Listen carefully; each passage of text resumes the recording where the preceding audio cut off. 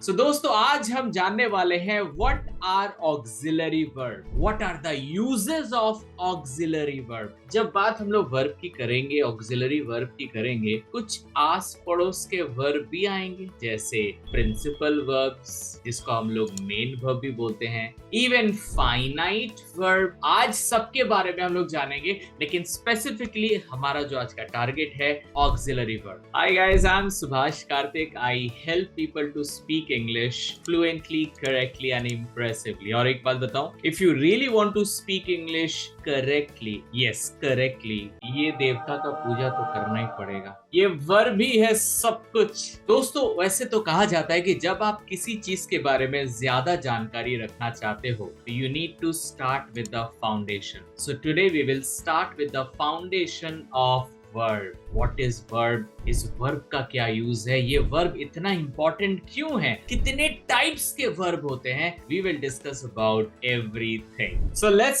Start the session. So verb, एक बार मैंने किसी से पूछा था कि व्हाट आर वर्ब्स, पता है उसने क्या आंसर दिया? Sir verb is the action verb. Verb से एक एक्शन का पता चलता है। क्या आपको भी ऐसे लगता है वर्ब इज एन एक्शन? अच्छा, अगर लगता है तो come to this sentence, she is a teacher, she is a teacher, is there any verb? क्या इस सेंटेंस में कोई वर्ब है? अच्छे से सोचिए। अगर आपका जवाब है no sir, there is no verb. कैसे हो सकता है boss? No verb no sentence, without verb तो सेंटेंस ही नहीं होता है। आप लोग में कुछ ऐसे जरूर होंगे जिनको लग रहा है कि सर ये जो is है ना, ये वर्ब है। Now my next question is why is a verb? क्यों है ये is? वो action verb, अभी आपने जो बोला कि verb is an action word, क्या इससे action word का पता चलता है? मुझे तो नहीं पता चलता। तो आप किस बेस में बोल सकते हो that verb is an action word? ये जो डेफिनेशन जो बहुत लोग गाते फिरते हैं, that is partially correct और partially रॉन्ग, थोड़ा सही है थोड़ा गलत। तो आज हम वर्ब को और अच्छे से जानेंगे और ये भी जानेंगे कि ये है कौन। स्टार्टिंग से स्टार्ट करते हैं। Guys, verb are divided into two parts, one is time and one is action. जी हाँ दोस्तों, आप कोई भी सेंटेंस ले लो, उस सेंटेंस में अगर कोई भी word in that sentence, any word that describes time और एक्शन, टाइम मतलब पास्ट, प्रेजेंट, फ्यूचर, अगर सेंटेंस में कोई भी वर्ड पास्ट, प्रेजेंट या फ्यूचर को डिनोट करता है, that means that is talking about the time, so that is talking about the time, so that is a verb. जो कि वो टाइम बता रहा है वो वर्ब है, राइट? और कुछ सेंटेंस में आपको दिखेगा कि एक्शन, एक्शन, कुछ काम हो रहा है, go, eat, look at somebody, write, love, ये सारे एक्शन वर्ड है। जी हाँ, these are action words. So whenever someone talks about action, that is action. एक एग्जांपल लेते हैं, पहले वाले सेंटेंस पे फोकस करते हैं। She is a teacher. Look at the sentence. She is a teacher, right? She में कोई टाइम या एक्शन है? नहीं है। Is the word is, क्या इसमें कोई टाइम या एक्शन है? अब एक्शन तो नहीं है, टाइम है। टाइम है because is talking about present time, so it is talking about present, so it is a verb। ये is एक verb है जो टाइम बता रही है। इन शॉर्ट हम इसको बोलते हैं time denoting verb. Okay, let's go to the next sentence. Okay, she में कोई टाइम है? नहीं, she में कोई टाइम नहीं है। teaches, टाइम है, राइट,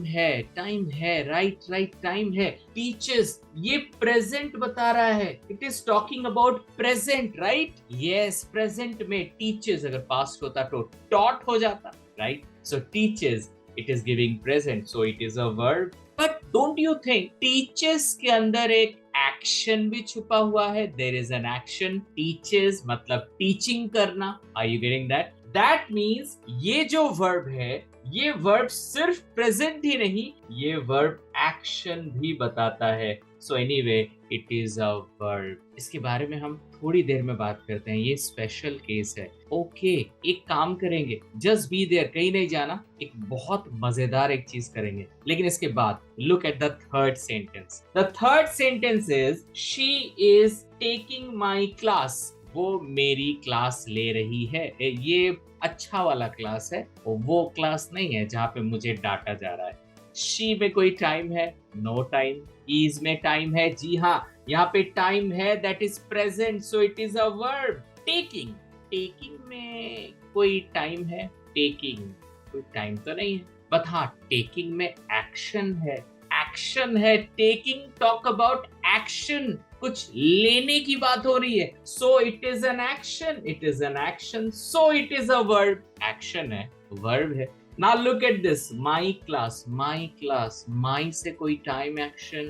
No, my से कोई टाइम एक्शन नहीं। क्लास, क्लास में कोई time and action? No, no time and action. So is में टाइम है, टेकिंग में एक्शन है। एक बात आप गौर कर रहे हो, इस टीचर्स में टाइम एंड एक्शन दोनों है, लेकिन इस टेकिंग में सिर्फ एक्शन है, टाइम नहीं है। बाय द वे, आपको कैसे पता चलेगा कि इस टेकिंग में सिर्फ एक्शन है, टाइम नहीं है? एक ट्रिक है, आप इस सेंटेंस को पास्ट में बोलिए, पास्ट में चेंज कीजिए, शी वॉज कर दीजिए, शी वॉज टेकिंग, टेकिंग का टेकिंग ही आया। चलो इसको फ्यूचर कर देते हैं, शी विल बी टेकिंग, फिर से टेकिंग आ गया। इसका मतलब है कि जब आप टाइम चेंज करते हो और अगर वर्ब चेंज नहीं होता है, that is not having any time factor, उस वर्ब में टाइम नहीं है। Taking is specifically an action word. आपको नहीं लगता कि यहाँ पे वर्ब, टाइम और एक्शन हमने बताया था दो तरीका।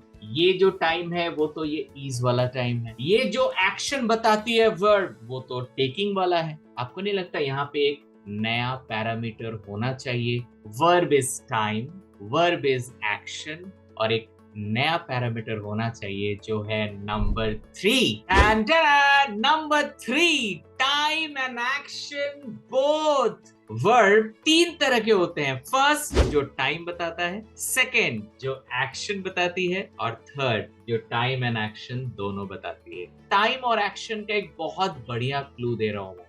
ये केस तभी पॉसिबल है जहां पे टाइम और एक्शन दोनों होगा, when sentence is having only one verb। जी हाँ, only one verb। इस एक्शन के लिए you need minimum 2 verbs, एक टाइम होगा और एक एक्शन होगा। सो दोस्तों, टाइम कब होगा? ये समझ गए। टाइम कब होगा? टाइम 2 कंडीशन में होगा। टाइम सिंगल वर्ब में भी होगा, हो सकता है सेंटेंस में सिर्फ एक ही वर्ब हो, जैसा शी इज अ टीचर, यहाँ पे एक ही वर्ब था। इवन ये कंडीशन तो तब भी होगा जहाँ पे 2 वर्ब हो या 2 से ज्यादा हो। यहाँ पे 2 वर्ब था, is and taking, so is time. Right दोस्तों, हम और 2 एग्जाम्पल देखेंगे। Look at the example, she has gone to class, she has gone to class. Has is giving time, gone is giving action. ये वाली action नहीं, हाँ ये वाली एक्शन, स्पेसिफिक एक्शन, इसमें कोई टाइम नहीं है। And look at the last sentence, she will speak in English. Here also same thing, will is giving time and speak is giving action. will is giving time and speak is giving action। so ये condition भी ये वाली condition. दोस्तों, अभी तक हमने बहुत कुछ सीखा और आई बिलीव कि आपको समझ में आ रहा हो, लेकिन शायद आपके दिमाग में ये भी चल रही होगी कि सर आपने तो टॉपिक रखा है ऑक्सिलरी वर्ब, तो अब ये ऑक्सिलरी वर्ब क्या है? मैंने बताया था ना कि आज हम सिर्फ आपको ऑक्सिलरी ही नहीं, उसके साथ साथ जो दूसरे इंपॉर्टेंट वर्ब है मैं उनके बारे में भी बताऊंगा। सो look at this, auxiliary verb जिसको हम लोग शॉर्ट में एवी बोलते हैं, एवी, जिसको हम लोग हेल्पिंग वर्ब भी बोलते हैं। जी हाँ, हेल्पिंग वर्ब, क्योंकि वो हेल्प कर रहा है। Okay, let's go for the next one, principal verb. Principal verb को हम लोग शॉर्ट में पीवी बोलते हैं, और इसको हम लोग मेन वर्ब भी बोलते हैं, मेन वर्ब। और हमारा जो नया वाला वर्ब है वो है फाइनाइट वर्ब, एफवी, जिसको हम लोग प्रेजेंट या पास्ट वर्ब भी बोलते हैं, प्रेजेंट या पास्ट वर्ब भी बोलते हैं। अब ये प्रिंसिपल वर्ब, ऑक्सिलरी वर्ब और फाइनाइट वर्ब असल में क्या है, देखते हैं फिर। सो दोस्तों, हमेशा एक चीज दिमाग में रखिएगा, जब सेंटेंस में आप देख रहे हो शी इज अ टीचर, जब सेंटेंस में सिर्फ एक वर्ब हो, that verb has to be finite verb. So look at this, is सिर्फ एक ही वर्ब है, this is called finite verb, FV। और यहाँ पे कोई सिंगल वर्ब आप देख रहे हो, जी हाँ, उसका नेक्स्ट वाला वर्ब भी तो फाइनाइट वर्ब है, क्योंकि she teachers English, she teachers English एक ही वर्ब है। एक वर्ब मतलब आंख बंद करके फाइनाइट वर्ब बोल देना। एक चीज मैं बता दूं, हमेशा फाइनाइट वर्ब वो होता है, प्लीज अच्छे से सुने, फाइनाइट वर्ब वो होता है जब सेंटेंस में सिर्फ एक ही वर्ब आए, sentence has only one verb and that verb should have time and action both। अब आप ये बोलोगे कि सर ये सेंटेंस में भी तो एक ही वर्ब है, लेकिन ये टाइम और एक्शन तो नहीं बोल रहा है। जी हाँ, तो ये जो केस है ये एक्सेप्शन है। एक्सेप्शन का मतलब होता है अपवाद। अपवाद मतलब अब ये है, इसे मानना पड़ेगा। जिस भी बॉडी ने इंग्लिश लैंग्वेज बनाया है, ये उनका बनाया हुआ है और हमें इसे फॉलो करना पड़ेगा। Now look at this, the next sentence is she is taking my class. This is अकेला तो नहीं है, मतलब फाइनाइट वर्ब तो होने के चांसेस ही नहीं है। सिंगल वर्ब है जो टाइम बता रही है, this is called auxiliary verb, auxiliary verb, and the next verb taking is a principal verb। और हमने कहा है ना थोड़ी देर पहले, auxiliary verb को हम लोग helping verb भी बोलते हैं। So is a helping verb and taking is a main verb। So basically आज जो हमारा टॉपिक है ऑक्सिलरी वर्ब, इसी को ऑक्सिलरी वर्ब बोला जाता है, जहां पे मिनिमम सेंटेंस में मिनिमम 2 वर्ब होंगे। जो पहला वाला होगा वो ऑक्सिलरी होगा, जो दूसरा वाला होगा वो प्रिंसिपल होगा। हमेशा दिमाग में रखे, सिंगल वर्ब अगर is, am, are, was, were, have, has, had, ये सारे अगर सिंगल आए, कभी उसे ऑक्सिलरी वर्ब नहीं बोलिएगा। ऑक्सिलरी वर्ब तो तब होगा जब एक ऑक्सिलरी होगा और दूसरा प्रिंसिपल होगा। अब दूसरे वाले एग्जांपल में आए, she has gone to class. ये जो हैज है ये टाइम बता रही है, दिस इज ऑक्सिलरी वर्ब, और ये गॉन जो है ये एक्शन बता रही है, दिस इज प्रिंसिपल वर्ब। देखिए मिनिमम 2 वर्ब यहाँ पे हैं। बाई चांस अगर इस सेंटेंस में एक वर्ब एक्स्ट्रा हो जाए, वो वर्ब ऑक्सिलरी होगा, बिकॉज हमेशा याद रखें एक सेंटेंस में एक ही मेन वर्ब होता है, बाकी सारे हेल्पिंग वर्ब्स होते हैं। सो अगर एक और बढ़ जाए, 4 वर्ब हो जाए, 3 ऑक्सिलरी होगा,